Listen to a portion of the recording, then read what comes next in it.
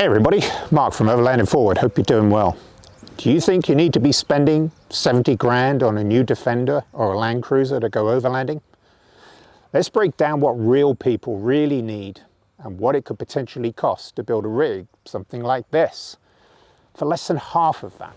So let's break down real options for real people on real budgets. So let's look at needs versus wants. So where are you going and what are you going to drive? And then from there, you can make a decision on what sort of vehicle suits your needs. So what type of terrain would you like to do? Would you like to do the Pyrenees? Because the Pyrenees has a lot of diverse trails on it, from sand, gravel, high mountain passes, some fairly rocky things when you go into the Smuggler's Trail. So you have to look at the variations of types of terrain that you would like to go on. If you want to go to Morocco, for instance, which is not too far away from the UK or mainland Europe, you're going to need to look at decent tyres to get you through sand, which is predominantly the terrain that you will find in somewhere like Morocco. Are you going to do light rock crawling? Now, it's very difficult, to be honest with you, to find really difficult trails in Europe. You can find them there. We're not dealing with sort of, the rock crawling that you could find in somewhere like Moab in the States.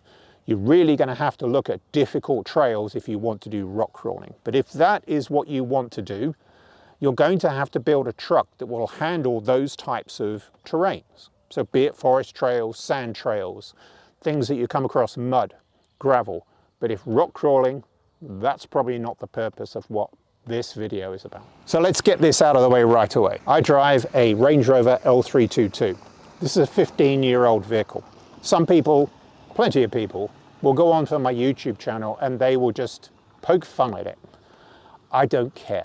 Land Rovers are in my blood. I'm now on my 8th. I've had 3 classics, a P38, 2 L322s. I've had an Evoque.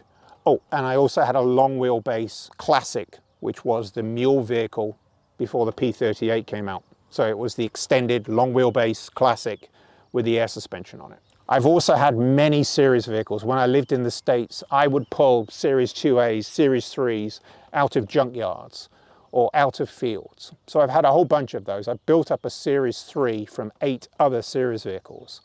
It's in my blood. There's nothing I can do about it. I'm sorry. Do I point fun at Toyota drivers? No, I couldn't really care less whether you have a Toyota, whether you have a Nissan, whatever vehicle you have, that's up to you. And I respect you for it. My brand, my vehicle of choice, to me, is one of the ultimate overland vehicles you can have, which is an L322.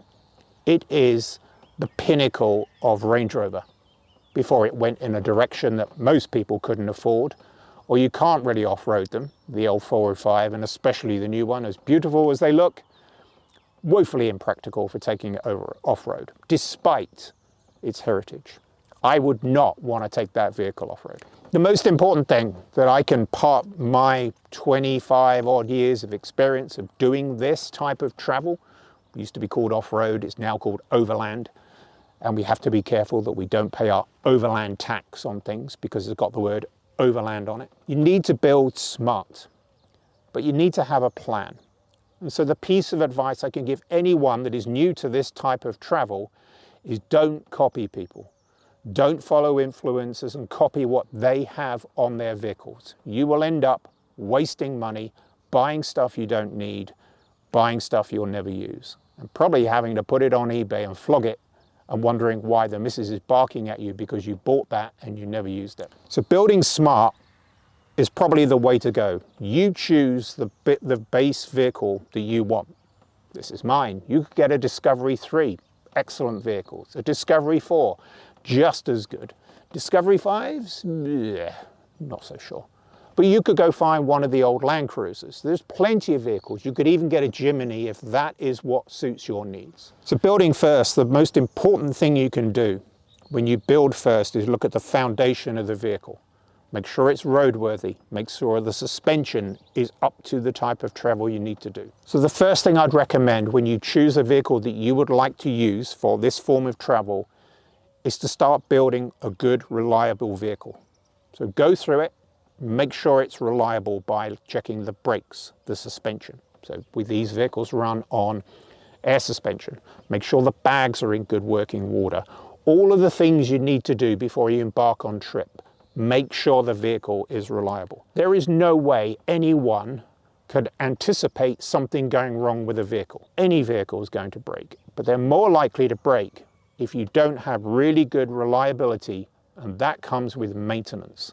So if something needs replacing, or it looks like it's going to fail, replace it. And that's the same for any vehicle.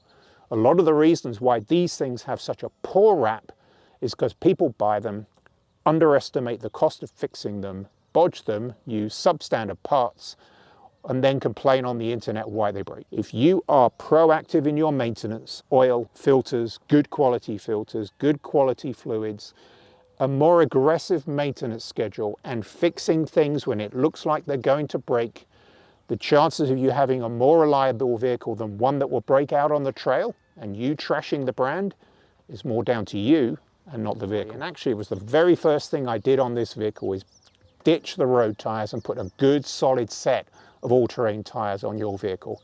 It will transform the way that it handles. Trust me, it will. It will feel much better on the road. It will feel far more planted than on the road-based tires that you have. Do not go mud tires. You don't need them. All-terrain tires is the way to go if you want to go off-road. The second thing is solid recovery points. Now, most vehicles come with those tie-down straps on the front and the rear. Those are transit points. That's to get the vehicle on a trailer and strap it down. They are not recovery points. If you are stuck and you put a strap against it and pulled, it will shear off. So look at it, belts and braces. On the front of this, on the front of pretty much all Land Rover products, there is a loop normally hidden away by a piece of plastic which is welded to the front of the subframe or the frame on those vehicles, right? That is rated to be able to move the vehicle in a recovery situation. On the rear, if you have a tow hitch mount, that has a loop as well. You can recover off that. If you have a tow hitch and you don't have recovery point, you can buy in a hitch receiver with a loop on the end where you can put a shackle in it, and that will get you out as well. But make sure you have really good, solid recovery points. Why? If you're out on a trail and you're in the Pyrenees and you're going through some farmland and something happens and you need to get recovered, you may not be able to find somebody else around, but a tractor may come over. The first thing that guy is going to do is, number one, get out a strap. Do you have a strap? Do you have a piece of rope? A solid recovery rope? Okay, you do, great. He's going to put it onto his tractor and he's going to pull you. Don't hook it up to the suspension. Don't hook it up to the steering. You need something solid to get you out of the situation you're in. So go find really good bolted recovery points that are rated for your vehicle. So after you've got that done, good tires, good recovery points, some form of recovery gear, you can start looking at other things on your vehicle. So that might be a tent. Now, do you need a rooftop tent? No, you don't. And I'd highly recommend the very first few trips that you do, you use a ground tent. Don't go buy one. You don't need one. Now, I have one, the second one that's gone on this vehicle. But I bought it specifically because gradually the weight of these tents is coming down. Now, if you buy a rooftop tent, it has to sit on something. You can't just buy a rooftop tent and bolt it to the top of your vehicle. You need a rack, and you need a rack that will handle the static weight and the dynamic weight of what's going on that roof. You need to make sure as well, and this one's beautiful because it has 6 points, 3 each side, that you can bolt a rack to into the frame of the vehicle. So it's got massive strength to it. A lot of cars don't have that. The other thing to remember is new cars, some of them have panoramic roofs. So double check what the loading capacity is, the static, what the weight is when the vehicle's not moving, and dynamic, what the weight is when the vehicle is moving. They are different. And you'll find that with rooftop tents, the one I have is an Alucab LT50. It's a 2-person tent. Bit of a squeeze, but it's a 2-person tent. If you start going higher in weight, you need a roof rack that will support that weight when it's stationary. Also, who's going in it? How big are they? How much do they weigh? All of that makes a difference on the weight that's going on the top of the vehicle. The other thing to think about as well with rooftop tents is when you go off-road, you're not flat. You're not on a nice piece of tarmac. You're going to be moving around. The vehicle's going to be going in different directions and being able to move side by side, up and down. So the center of gravity and the weight goes up when you have weight on the top of your roof. So if you put a rooftop tent, the big brother of this one is called the Alucab Gen 3R, that's almost double the weight of this tent. So before you even put people on it, you've now pushing close to 120 kilos of weight. Think about that. That's an awful lot of weight to have high up on your vehicle when you're going off-road. So I would highly recommend you do not buy a rooftop tent to start this off. You can buy perfectly good ground tents to begin. The other thing you have to remember with rooftop tents, they cost a lot of money and you need a roof rack. And sometimes the factory racks will not support the weight of the tent you want. So be really, really smart. Don't get bought into the idea and the romance of what people show you in their off-road video. Just because I have one doesn't mean you need one as well. The other thing you need to look at as well, and this is an aside, if you have a rooftop tent, and mine's quite slim, mine is less than my iPhone in height. It's 5.5 inches at its shortest point. Some of them are big. You've got all that bulk on the top of your roof. Now it's okay if you're going to go on a trip. Your fuel mileage is going to suffer because of the wind resistance that you have. If this is your daily driver, do you really want that thing up there all the time? Because it's going to kill your fuel economy. So can you take it off? Can you go store it somewhere? Is it easy to take off? Can you really lift 150 pounds weight with you and 3 other people and unbolt it and store it somewhere? Think about all of those considerations. Would you really want it up there when you go to Sainsbury's on a Saturday? You probably don't. There are plenty of really good quality ground tents. You can buy, I had an Oztent RV3. I didn't use it much purely because of when I bought it. I think I probably spent 4 nights in it. But it's a perfect tent. You can buy bigger ones where you can put a family in it. If there's 2 of you, you can get cots if you don't like sleeping on the ground. I've got a cot. I've got a Helinox cot. I've used it many, many times for trips. It's perfect. You get yourself off the ground. You can put a mattress on it. They're extremely comfortable. So I'd highly recommend you explore ground tents first, potentially get some cots. You could make that very, very comfortable for you for a couple of nights. So some of those tents have built-in awnings. The Oz tents do as well. So you won't need a full wraparound awning like this one. So when you've got tailgates like this, you could put the tent where the awning comes over here and you'd be perfectly fine and comfortable and also sheltered from the elements as well. You can buy sidewalls that go on them as well. And here's another thing around rooftop tent. If you're out doing trails and you're doing day to day or a couple of days here and you're popping everything up, this then becomes static. That if you all of a sudden say, I need to go to the shops, you have to pack everything up, get in the vehicle and drive to the shops. If you have a ground tent, you could quite easily just push everything into the tent, get in your car, go to the shops, get what you need and come back. You can't do that with a rooftop tent. So bear in mind, again, this comes back to other videos I've talked about planning. If you get into a situation where you haven't planned things, you could be popping this thing up and down many, many different times during the day and it gets exhausting and tiring. So when you look at 4-wheel drive vehicles, and I'll talk personally about this, the reason why I chose this vehicle and specifically this model is it came standard with a rear locker. It also has train response. It also has the ability to be able to raise itself up and down. Saves having to buy lift suspension kits and all of that stuff. And I'm not going to get into fixed axle versus independent suspension. But this is hugely adaptable. And that was one of my primary reasons of buying an L322. The same would be for a Discovery 3 or 4. The air suspension meant that I didn't have to worry about upgrading the suspension. And because it had a rear locker, I knew that it had enough traction and all combined with all the electrics that are built into this to get me where I need to go. Now, if you go back to vehicles that are 25 years old that don't have lockers, do you really need them? And the answer is you don't need lockers. So if you plan your trips where you're not going to be doing rock crawling, you may come across the odd mud hole and things like that, especially if you come to a dry, arid climate like the Iberian Peninsula. The biggest thing you have is if you get stuck in a mud hole. Will lockers help? Probably not. Would good tires help? Probably. But those types of things dictate what sort of systems on the cars will help you with the travel that you have. And a lot of those older vehicles are far capable of being able to go through with a central locking diff to get you through most of the terrain problems that you will encounter. Features that you would need in a vehicle. So any standard vehicle, whether you choose a Land Rover product, Toyota, you name it, even a Jimny has got 4-wheel drive, systems built into it. Now clearly the newer the vehicles you have, the more you're going to be relying on technology. Some people don't like electronics because they think they're unreliable and it's something that could break. I prefer this. I prefer the automation that is built into the vehicle because it allows me to focus on driving and not worrying about what lever is pushed there. That's each to his own. That's up to you to decide what sort of vehicle you want. So with this one, it is packed with a huge amount of technology, the terrain response, the air suspension, the locking differentials.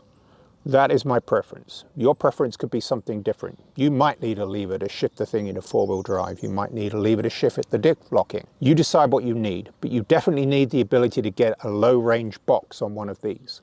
Now, all of these vehicles come with a low-range option. The older vehicles have the selectable low-range box. This one is more set to electronic. Newer vehicles will all be electronics. This one's 15 years old. It was the top of the line when it came out in 2010. It had every sort of optional wizardry you could possibly have. I love it. You may not. The other thing is clearance. Now with clearance, you can put in a 2-inch lift kit, and those things you can buy. Now when you start putting in additional lift kits that didn't come with a factory, you have to think about lots of other things. So it's not just putting in springs and shocks. You have to look at things like the steering angle as well. All of the caster gets pushed out when you push your vehicle up above factory. That is one of the beauties of having an electronically controlled air suspension, because all of that is already built into the system. It's designed to do that. So I can go up as much as 3 inches on this vehicle at a press of a button. I don't need to worry about caster correction, all of that sort of stuff. The vehicle takes care of all of that. So if you go down an old school solid axle, springs and shocks, you need to get the vehicle up. Now you can do that in two ways. You can raise the vehicle up, you can do chassis mounts to get the whole of the body up. There's lots of things you can play with, but as soon as you start doing that, you're now departing from how the vehicle was originally designed to do. There are tried and trusted methods on how to do it. There are kits that have been tried and tested. You need to decide what you need to do, but you need to figure out a way where the clearance of the vehicle comes up. 1 inch, maybe 2 inch. 2 inches is probably enough. You could also get clearance by changing the profile of the tires as well. So by shifting the profile of the tire up to a higher profile tire from say 60 to 65 or 60 to 70, you're then getting half an inch, maybe an inch in extra clearance on the tires, which pushes everything up. So clearance is something you need to do. Now again, we'll focus on Europe. There are very, very few trails where you need to have a 4-inch lift. It's unnecessary. You want to go do it? Go do it. But there are very, very few trails that you can find that would need a 4-inch lift kit on your vehicle. In my personal opinion, it's an absolute waste of money. So let's look at sort of budgeting for this. I bought this vehicle 3.5 years ago for 10 grand. There's a lot of vehicle in this. I've had to put some money into it to make it more reliable. It had been somewhat neglected. I needed to put everything right to make sure it was reliable. So I invested in the things I needed to invest in to make it more reliable that I could go on trips. And that was easy to do, right? I've had all of the pulleys on the front done. I've had the alternator done. I've had the starter motor done. Everything has been done to make it more reliable. And this is from a maintenance standpoint. So what's achievable for you in a budget build? Depending on your base vehicle and where you bought it from, is whether you believe and trust that that vehicle can get you from point A, the UK, to point B, start of a Pyrenees trip, to point C, which is actually doing the trip, and then getting you home back to point D back in the UK. Let's take that as an example. Would a souped up Discovery 2 lifted on 4 inches get you to where you need to go? Would you feel comfortable and confident taking your family on a trip in a vehicle like that? If you look at buying a vehicle, potentially one of these, or a Discovery 4, you can quite comfortably pick them up for 10 grand. Let's just use 10 grand. How much do you need to invest in that? Well, you need to make sure that it's serviced, it's maintained, and it's reliable for you. So don't just buy it and 2 weeks later head to the Pyrenees. Take your time to make sure that all of the things you need to do with the vehicle have been tested and you're okay with it. And you're confident that most of the niggly little issues that you would find on this vehicle, a Discovery, or any vehicle, has been fixed. And most of those, there's plenty of forums where people will be able to advise you on the niggly problems that a Jeep would have, or any of the other things. So I was set a budget. My budget for this was 20K. Am I under it? Over the 3.5 years I've had it, no. Am I over it? Not by much. So most of the things that have gone on this vehicle over that 3.5 years have been planned. So I had a lot of things that came off the Defender. So things like the Freight, things like the old iCamper Skycamp Mini. I already had those things that came off the Defender. I also had a lot of electronic equipment that I was going to put on the Defender that never saw it there. Things like an inverter. I had a separate Red Vision Manager 30. I had a whole series of things that went onto this vehicle because I knew it was coming. You need to look at all of the things that need to go on those vehicles and plan accordingly to make sure you stay within budget. But my advice to you is don't just go do it all at once. Do the basic things that you need, recovery points, tires, choose somewhere to sleep, maybe get a 12-volt fridge, all the bits and pieces that you would need to be able to do that first. Take stock, evaluate the things that you need, evaluate the things that you don't, and then start adding as you go. Gradually, this becomes a process, and it's taken me 3.5 years to get to the point where I'm happy with this and I can comfortably say, I'm done. I've now got what I consider, for me, to be the perfect setup. So when you find a vehicle that you like, regardless of whatever brand vehicle that is, buy smart. Take somebody with you that knows what they're talking about. If you don't have anybody close by, you can hire companies that will do full inspections for you. They may or may not get it right, if they know the vehicle or not. Buy an onboard diagnostics tool. It's critical for anything new. And we use Gap tools with these, which is pretty much the way of being able to diagnose faults on these vehicles. Get yourself a diagnostic tool. So if you can't read the fault codes because you don't have an onboard diagnostics reader, well, that's really down to you, not down to anybody else trying to diagnose problems. So get an onboard diagnostics port reader. And also budget for repairs. There's a great guy, High Peaks Auto, I believe it is on YouTube, that loves these things. But here's his recommendation. If this costs 10 grand, make sure you've got at least 2 grand saved away to be able to fix things that would inevitably happen on a 15-year-old vehicle. The same with a Discovery. To be perfectly honest with you, the same with any other vehicle. The wear and tear on these vehicles will just keep on compounding themselves the more you drive them off-road, because you're not driving on, I was going to say smooth roads, but we don't have smooth roads in the UK, they're crap. But those types of roads, you're not going to be putting the car through undue stress. I go through brakes, that's discs and pads, roughly every 20,000 miles. For a car on a road, you generally could probably make them last 50 or 60 unless you really are heavy on your brakes. But because of all of the stuff I put this through, I have to build in that probably every 18 months, I have to need new pads and new discs, purely because of the type of travel I do. So to wrap this up, there is no right or wrong vehicle to choose. You want a Land Cruiser, get a Land Cruiser. You want to get a new Defender, brilliant vehicles. But you need to look at the vehicles you're buying and the purpose you're buying them from and the type of travel you need to do. And as I mentioned before, simple things you can do straight off the bat. Good all-terrain tires, good recovery points, and then you can start building from there. But don't build straight away. Don't copy what this is. Don't copy what some other influencer on Instagram or YouTube is basically being given these things and trying to flog products to you. I don't flog products to you. I give you real, honest advice based on experience of actually taking my vehicle that I've built up over 3.5 years through trails across Spain, Portugal, and further afield than that. So don't get pulled into what influencers try and sell you. So if you're not sure where to start, and a lot of people are not sure where to start, Overlanding 4WD, the YouTube channel, started to encourage people to do what I do.